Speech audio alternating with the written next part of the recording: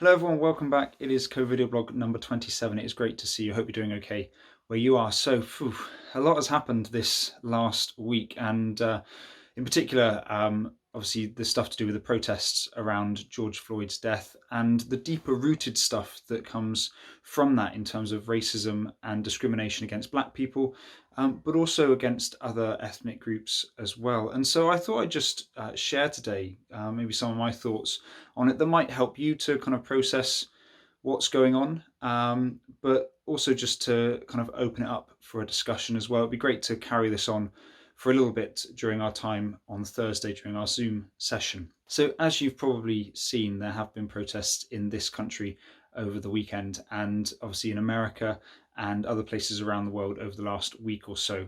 And it was kind of started, it kind of came up from the death of George Floyd, a black man in America, and it has kind of got this national and international movement, specifically around Black Lives Matter. Although there's the argument that all lives matter, but I'm not going to go into that because I think at this point in time it is important to encourage those who are really struggling and are really angry with the discrimination that is specifically against black people in America, in other places around the world, but also in our country. It might not look quite like it does in America, but it is still there, whether we like it or not. And so there's a lot of anger around these issues, and rightly so, because it is something that has been going on for such a long time. And I'm not going to pretend that I know how these people feel. I can sympathize with them to a certain extent, but that's part of the problem. The fact that I can't relate to them in a way that is enough. I've almost never been on the end of any discrimination. I mean, I was bullied a little bit when I was growing up, but I mean, that's tiny compared to something that is deeply rooted in our society, and that actually I've never been discriminated against to the extent that that black people and people from other ethnic groups are facing every day. It is something that they face every day, whether it's something that is a specific attack on them, whether it's on purpose, or whether it's through ignorance, through not knowing enough, or whether it's just by mistake or just kind of not really paying attention to what you're saying, but actually it can cause hurt.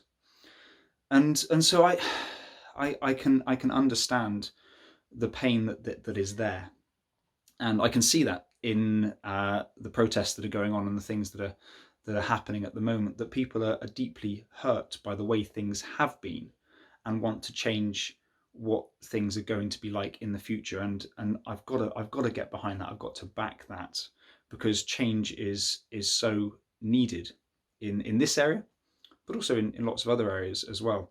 I don't know my full thoughts on this situation at the moment in terms of the protests during lockdown, when actually we're meant to be following certain guidelines, because I've tried to follow the rules as best as possible, whether they've been clear rules or unclear rules at times. I've tried to do what I think is best following that guidance.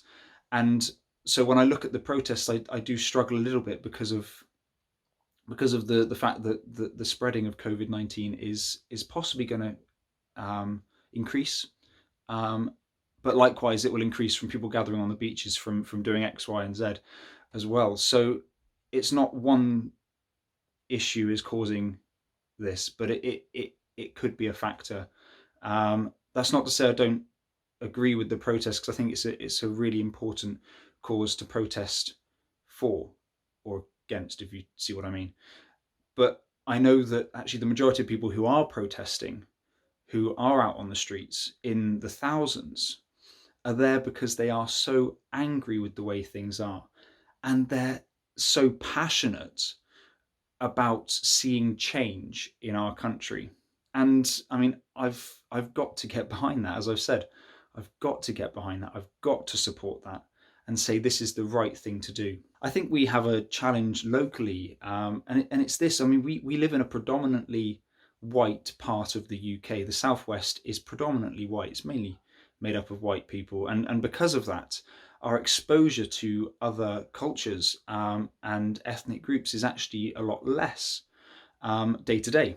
And I think because of this, our ignorance can almost be increased around these issues, because we just don't see it day to day, and we don't experience it day to day, either kind of secondhand or first hand. And I think we need to educate ourselves more and learn more about what is going on, and the feelings that are around these issues, so that we can help to tackle them in a positive way. And I suppose just an example of that is, I mean, I've been to a number of concerts in Bristol and around, and I've been to the Colston Hall, for example, which is a venue in Bristol. I studied in Bristol, so I walked around Bristol. I probably walked past the statue of Edward Colston, and not really knowing who he was. And you will have seen, or you might have seen in the news, the tearing down of his statue in Bristol. And that's because he was involved in the slave trade. And I didn't know that. I only found that out last week. So with people who have had statues that have been made of them, or they've had things named after them, specifically in this case Edward Colston, actually what it's doing is it's not allowing our society to move on from that. It's kind of holding on to that deep racism that it came from. And so it's important that, although I don't condone vandalism, meaningless vandalism, actually this is, as I said, it's something that people are deeply angry about and passionate about to see change. And if they've got someone who is stood up in the city of Bristol as a statue that people walk past, who has such a history with oppressing people and putting people into slavery, then that is not the way forward.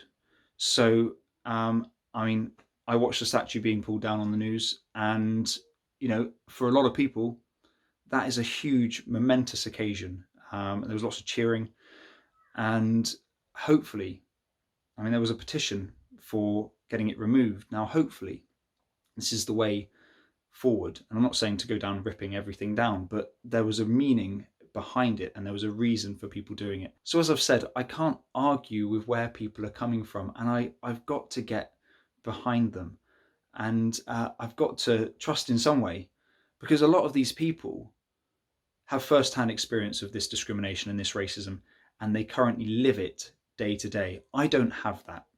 I don't have that experience, but I know that things have to change, and I want to be part of that change, and I want to help people to move forward positively.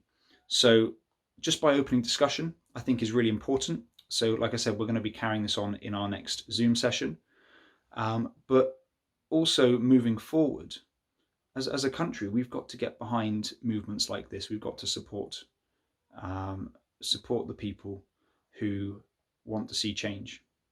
In fact, we've got to be the people who want to see change, and we've got to look to push that so that our future can be so much better. So that's all I have to say today. Hopefully it's opened some discussion. I know that there might be some thoughts either way.